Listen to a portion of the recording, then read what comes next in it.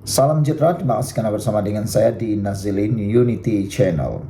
Ini satu lagi perkembangan terkini, keputusan terkini tahanan rumah Najib dan juga berkait permohonan maaf Najib. Menurut laporan ini, ahli Parlimen Bukit Gelugur menyatakan bahawa tahanan rumah tak boleh terpakai untuk Najib. Bagaimana pula itu berlaku? Ikuti terus ulasan kali ini. Kerajaan digesa memberi jaminan bahawa langkah pelaksanaan tahanan di rumah kelak tidak akan terpakai untuk kes-kes berprofil tinggi seperti melibatkan bekas Perdana Menteri Datuk Seri Najib Tun Razak. Perkara itu disuarakan Ramkalpal Singh PH Bukit Gelugur yang turut mempersoalkan mengapa permohonan maaf secara terbuka dibuat bekas Presiden UMNO itu dibuat selepas pengumuman kerajaan mengenai penggubalan akta bagi membolehkan hukuman tahanan di rumah sebagai alternatif untuk kesalahan tertentu. Beliau berkata setelah 5 tahun kes tersebut dibicarakan dengan 50 saksi memberi keterangan, permohonan maaf tersebut dilihat sebagai tidak relevan. Bahkan wujud elemen penghinaan terhadap mahkamah. Saya khawatir sama ada undang-undang tahanan di rumah yang dicadangkan ini adalah digubal bagi tujuan untuk Najib. Sekiranya ia digubal bagi Najib, kita perlu faham bahawa kesalahan yang beliau disabitkan masa dahulu adalah kesalahan yang amat besar yang telah menjejaskan halat tuju negara kita ini. Jadi saya berpendapat bahawa tahanan di rumah tidak boleh dipakai atau terpakai untuk kes-kes seperti yang melibatkan Najib. Dan saya mahu agar kerajaan beri satu jawapan sama ada ia akan terpakai bagi tujuan tersebut, katanya ketika sesi perbahasan Rang Undang-Undang Perbelanjaan Belanjawan 2025 di Dewan Rakyat pada Selasa. Nasib Najib sama ada diperintahkan dibebaskan atau diperintah membela diri atas 4 kes salah guna kedudukan untuk mendapatkan dana 1MDB dan 21 pertuduhan penggubahan wang haram sebanyak 2.6 bilion akan diketahui pada Rabu, iaitu esok. Jika mahkamah mendapati pihak pendakwaan berjaya mewujudkan kes prima facie, maka bekas Perdana Menteri itu diperintah untuk membela diri. Bagaimanapun, sekiranya pendakwaan gagal menimbulkan prima facie, beliau itu akan dibebaskan serta-merta. Dalam pada itu, Ramkalpal Singh turut mempersoalkan sama ada Najib akan dikenakan sebarang tindakan atas kesalahan menghina mahkamah susulan permohonan terbuka baru-baru ini.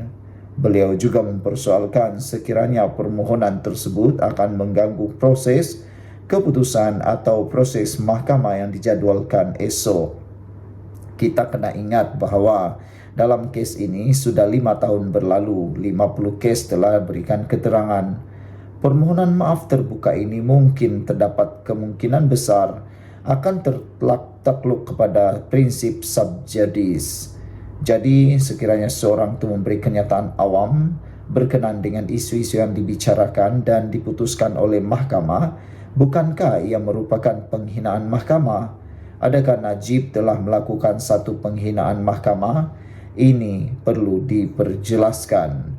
Sekiranya ya, apakah tindakan akan diambil terhadap beliau? Soalnya lagi. Sekian untuk kali ini, jangan lupa tinggalkan komen Anda. Salam sejahtera, terima kasih karena bersama dengan saya di Nazilin Unity Channel.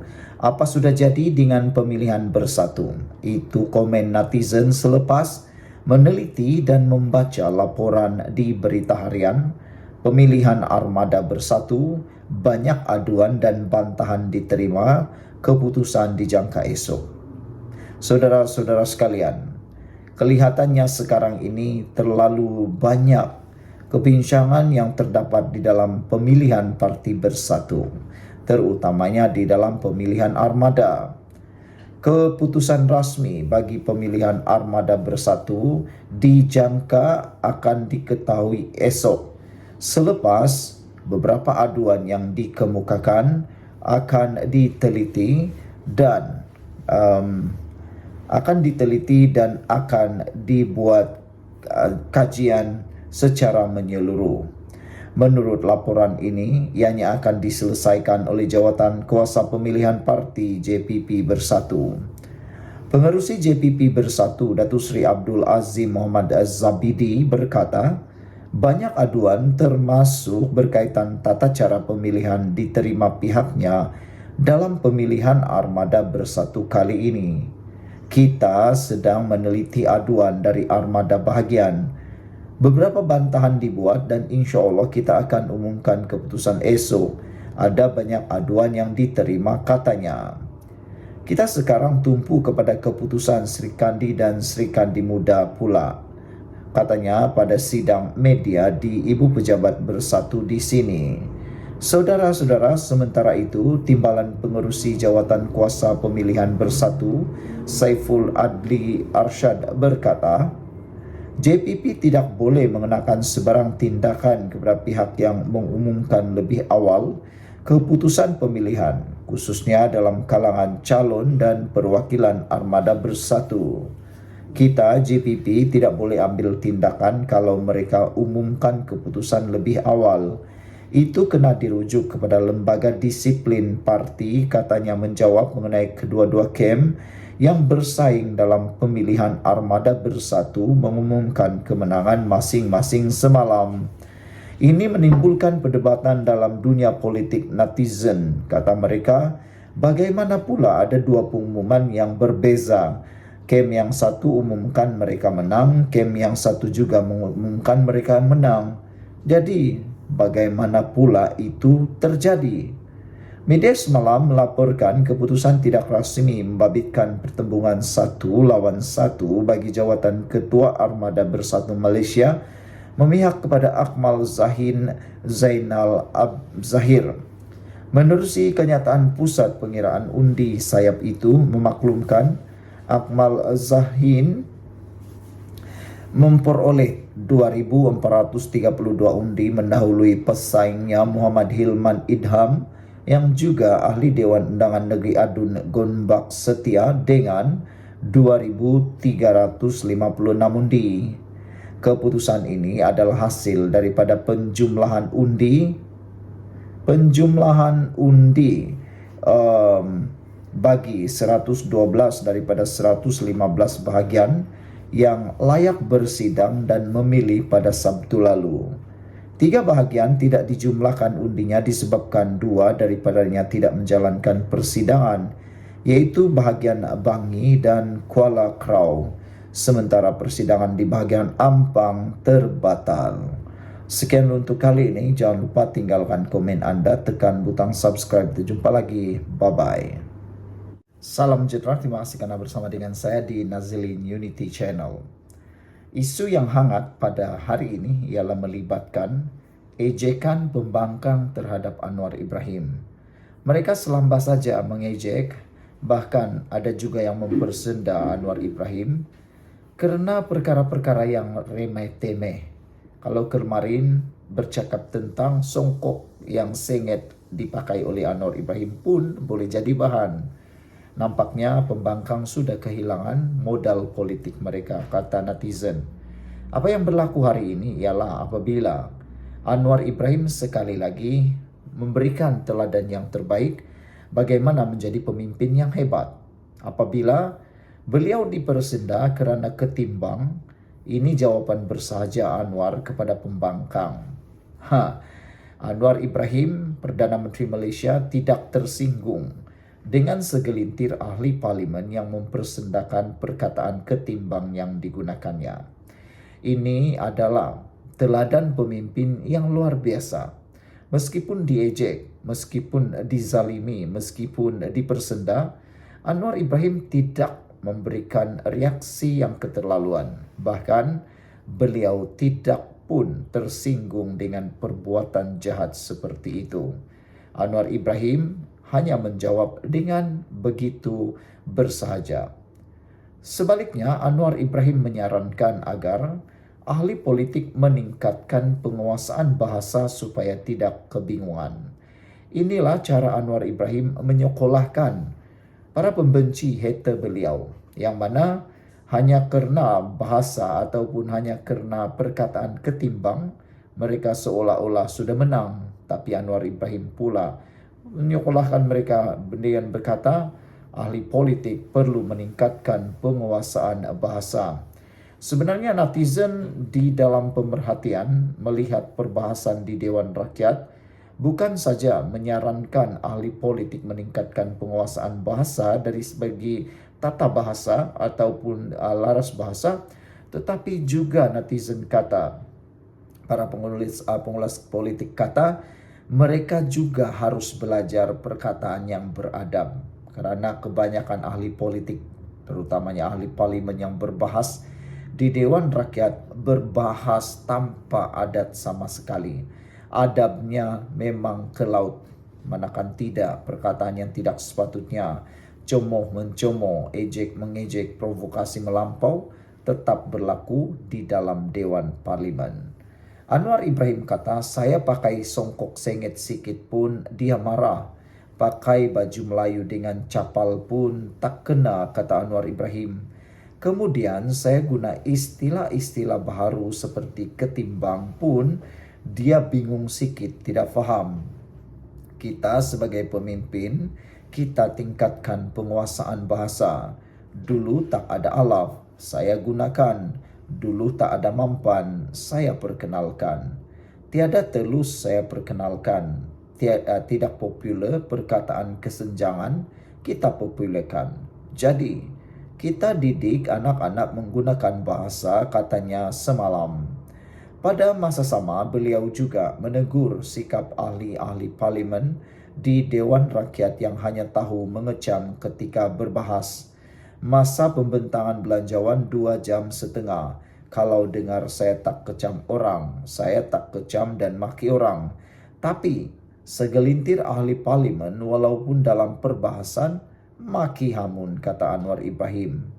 Anwar berkata beliau sebolehnya enggan melayan cemuhan segelintir pihak kerana jika dilayan kerja tidak akan selesai.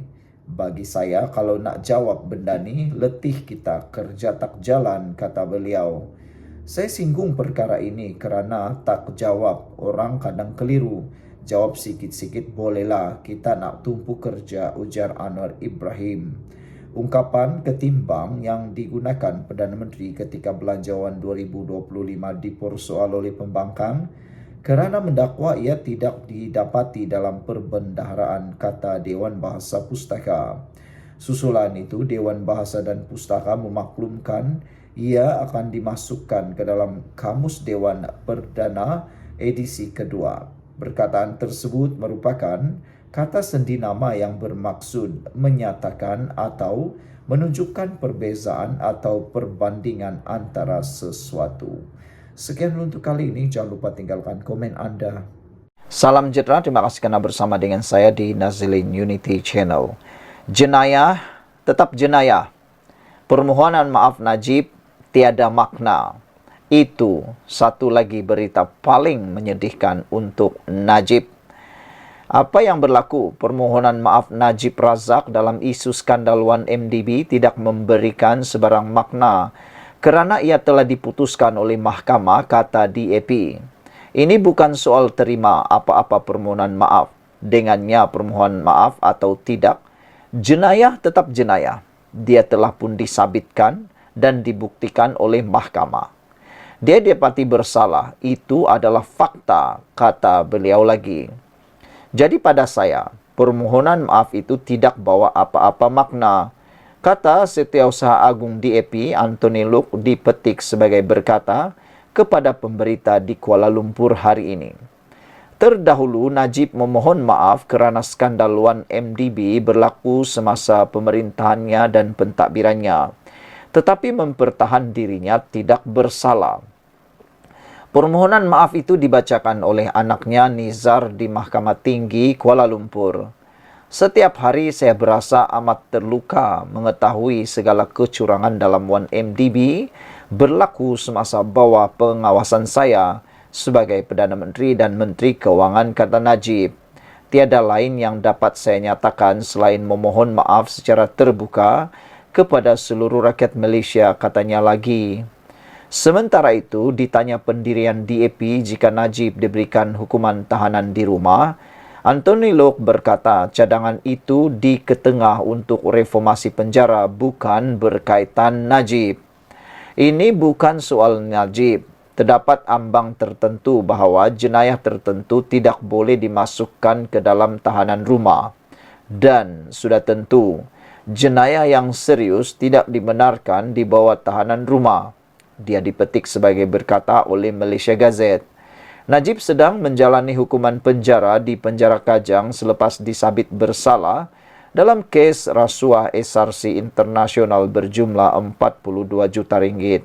Dia dihukum penjara 12 tahun dan didenda 210 juta, tetapi lembaga pengampunan mengurangkan hukuman kepada 6 tahun penjara dan denda 50 juta ringgit. Selain kes SRC Internasional, Najib juga masih berdepan pertuduhan di mahkamah berkaitan kes 1MDB melibatkan dakwaan rasuah RM2.28 bilion dan pecah amanah jenayah berkaitan International Petroleum Investment Company berjumlah 6.6 bilion. Kes pindaan laporan audit 1MDB dan pengubahan wang haram melibatkan RM27 juta dana SRC Internasional juga masih berjalan. Beberapa komen daripada netizen tentang isu dan juga kenyataan daripada Anthony Loke ialah, warga Mas biasa kata, walaupun lewat, akhirnya pucuk pimpinan DAP telah pun bersuara dengan perkataan-perkataan yang tepat. Syabas, kata warga Mas biasa. Harimau Satu kata dalam ruangan komen di Malaysia kini, kalau kita namakan penjenayah-penjenayah yang lebih high profile, you tak boleh jawablah Loke, kata beliau. Baik tutup mulut saja, kata Harimau Satu. Masalah pengangkutan dan pemandu pemangkutan berlambak. Selesaikan ini dulu, ini pun tak tahukah, kata Harimau Satu. Brownie kata, wow, first time after the formation of Kerajaan Madani, DAP speak. Second spoke out. Let's see how Akmal will react, kata Brownie. Red Parrot kata curi RM RM2.60, curi RM26, curi RM2.600, curi RM260,000, curi RM2.6 juta, semuanya mencuri. But different scale and different magnitude. If someone stealing huge amount of money, what more, hold top position in government, he should serve the sentence fully in the prison, kata Red Parrot 2782. Saudara-saudara sekalian, EKJ pula kata, thank you YB Anthony. E1976 kata setuju, jumlah bukan sedikit yang telah dicuri, gelaran selamanya. Green Puma 9227 kata setuju. Apa pula pendapat anda semua? Jenayah tetap jenayah, permohonan maaf Najib tiada makna, kata Anthony Loke. Sekian dulu, jangan lupa tinggalkan komen anda.